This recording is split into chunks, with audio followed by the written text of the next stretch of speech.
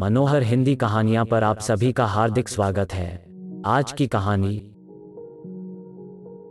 मेरी तबीयत ठीक नहीं है ऋतु, मैं घर जा रही हूँ। जाते समय चाबी पहुँचा देना। ये आवाज तो जैसे जानी पहचानी है। एक बार तो मेरे मन में आया कि आंखों से गीली रुई हटाकर उसे देखूं, मगर तब तक दूर जाती सैंडलों की आहट से मैं समझ गई कि बोलने वाली जा चुकी है।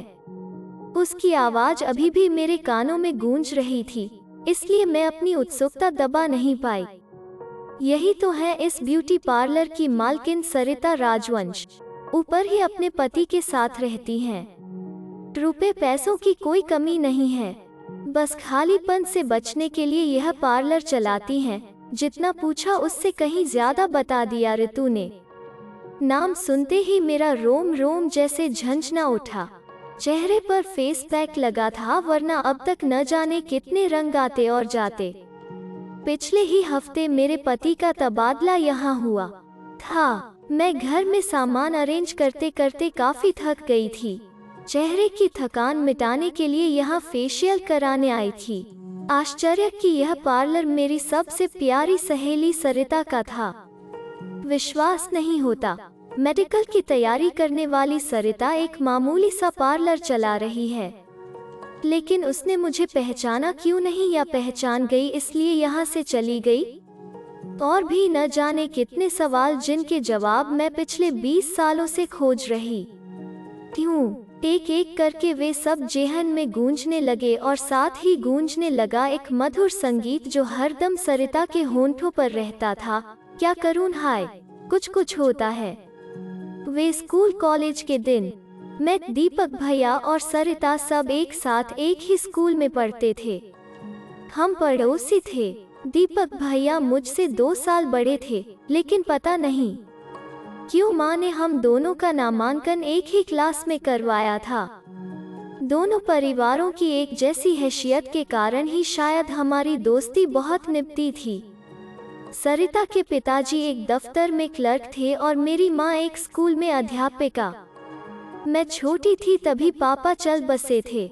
दीपक भैया और सरिता की बचपन की दोस्ती धीरे धीरे प्यार का रूप लेने लगी थी। दोनों के जवां दिलों में प्यार का अंकुर फूटने लगा था। मुझे आज भी याद है, रविवार की वो शाम जब दोनों परिवारों के सभी सदस्य मिलकर कुछ कुछ होता है फिल्म देखने गए थे। दीपक भैया ने गुजारिश की और मैंने अपनी सीट उनसे बदल ली ताकि वे सरिता की हथेलियों को अपने हाथों में लेकर इस संगीतमय और रोमांटिक वातावरण में अपने प्यार का इजहार कर सकें। फिल्म खत्म होने के बाद सरिता की आंखों की चमक देखकर ही मैं समझ गई थी कि मेरी प्यारी सखी अब हमेशा के लिए मेरे घर में आने वाली है। पापा की मौत के बाद मैंने अपने जिस भाई को एक पिता की तरह गंभीरतापूर्वक जिम्मेदारियों को निभाते हुए देखा था, आज उसके मन में अपनी जिंदगी के प्रति उत्साह एवं आत्मविश्वास देखकर मेरा मन सरिता के प्रति अंदर से झुक जाता था। शायद सरिता के निश्चल प्यार की ही ताकत थी कि पहली बार में ही भैया ने MBBS की परीक्षा पास कर ली। उस दिन सरिता इतनी खुश थी कि उसे अपने फेल होने का भी कोई गम नहीं था। सब कुछ इतना अच्छा चल रहा था। फिर अचानक एक दिन जब हम दोनों भाई बहन मौसी के घर गए हुए थे और एक हफ्ते बाद लौटे तो पता चला कि सरिता ने दिल्ली के किसी अमीर आदमी से शादी कर ली है। उसके मम्मी पापा ने भी साफ साफ कुछ बताने से इनकार कर दिया। फिर तो जैसे दीपक भैया के सारे सपने रेत के घरौंदे की तरह सागर में एक सार हो गए।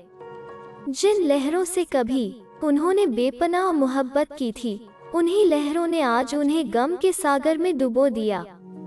उस समय कितनी मुश्किल से मैंने खुद और भैया को संभाला था, यह मैं ही जानती हूँ। 700 हुए मैम। ऋतु की आवाज सुनकर मैं अतीत से वर्तमान में आ गई। 1 घंटे का फेशियल कब पूरा हो गया पता ही नहीं चला। मैंने पर्स से रुपए निकालकर उसे दिए और फिर बाहर आ गई। मैंने देखा कि बगल में ही ऊपर जाने वाली सीढ़ियां थीं, तो सरिता यहीं रहती है। सोच मेरे कदम स्वतः ही ऊपर की ओर बढ़ने लगे। सीढ़ियों के खत्म होते ही दाहिनी ओर एक दरवाजा था। मैंने कॉल बेल बजाई। मेरे लिए एक एक पल असहनीय हो रहा था। मैं अपने सारे सवालों के जवाब जानने के लिए उतावली हो रही थी। 20 वर्ष तो बीत गए, मगर ये 20 सेकंड नहीं कट रहे थे। तब तक मैं 4 बार बेल बजा चुकी थी। पुनः बेल बजाने के लिए हाथ उठाया ही था कि दरवाजा खुल गया। मेरे सामने एक अपाहिज किंतु शानदार व्यक्तित्व का स्वामी व्हीलचेयर पर बैठा था। उसके चेहरे पर आत्मविश्वास की चमक साफ झलक रही थी।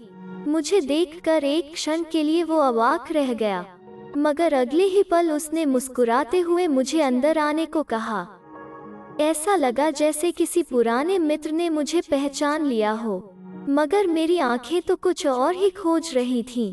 सरिता तो अभी घर पर नहीं है। आप रागिनी जी हैं न?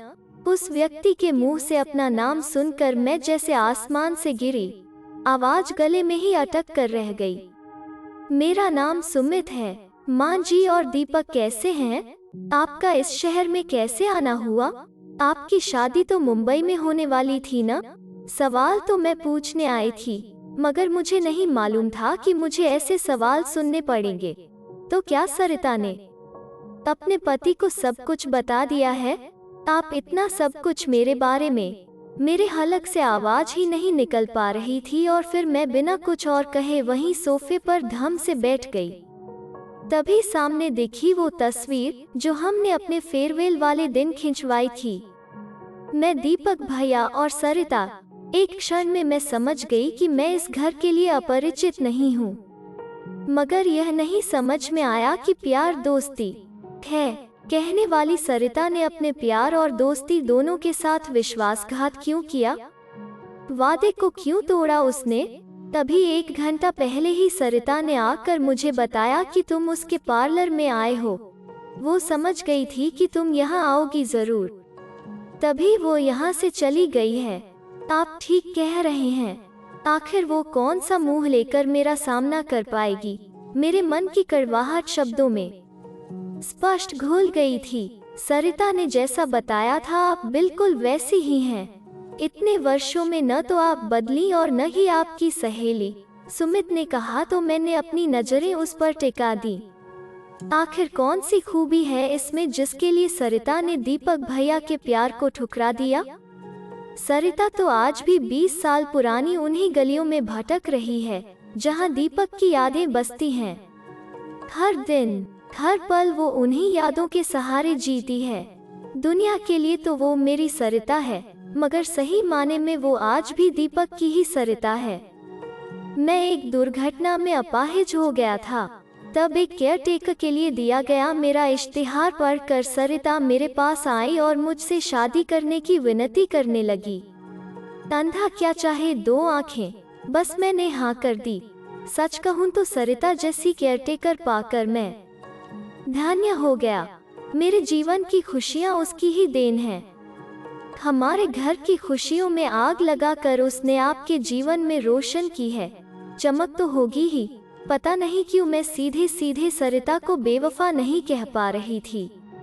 आप थोड़ा रुकिए, मैं अभी आपकी गलतफहमी दूर किए देता हूँ, कहकर सुमित अंदर से एक डायरी ले आए।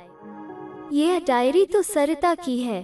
भैया ने ही उसे उसके जन्मदिन पर उपहार स्वरूप दी थी। मैंने जैसे ही डायरी खोली मेरी नजर एक पत्र पर पड़ी। उसकी लिखावट बिल्कुल मेरी माँ की लिखावट से मिलती थी।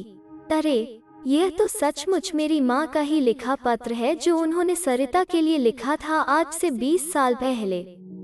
सरिता बेटी, मैं जानती हूँ कि तुम दीपक से बेहद प्यार करती हो और रागिनी तुम्हारी प्यारी सहेली है।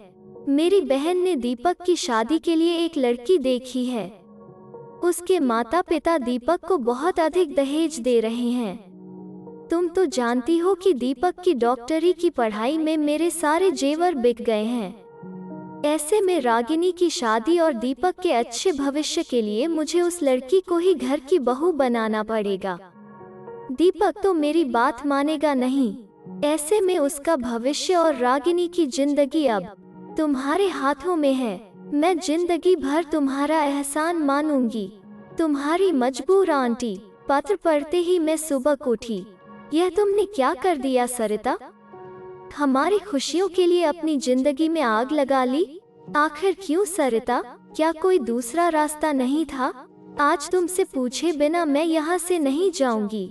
इतने वर्षों तक मैं और दीपक भैया तुम्हें बेवफा समझकर तुमसे नफरत करते रहे और तुम दीपक की नफरत ही तो उसके जीने का साधन है।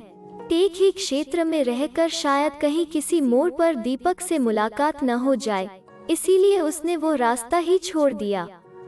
सरिता कभी नहीं चाहती थी कि तुम लोग उसकी हकीकत जानो, इसलिए अगर तुम सच में सरिता को खुश देखना चाहती हो तो उससे बिना मिले ही चली जाओ, वरना वो चैन से जी नहीं पाएगी। सुमित ने कहा। मुझे सुमित की बात सही लगी। मैं एक बार फिर दीपक भैया के प्रति सरिता के प्यार को देखकर नतमस्तक हो गई। सरिता ने तो प्यार और दोस्ती दोनों शब्दों को सार्थक कर दिया था, बस हम ही उसे नहीं समझ पाए। अगर आपको यह वीडियो पसंद आया तो इसे लाइक कीजिए, शेयर कीजिए और इस चैनल को सब्सक्राइब कीजिए। धन्यवाद।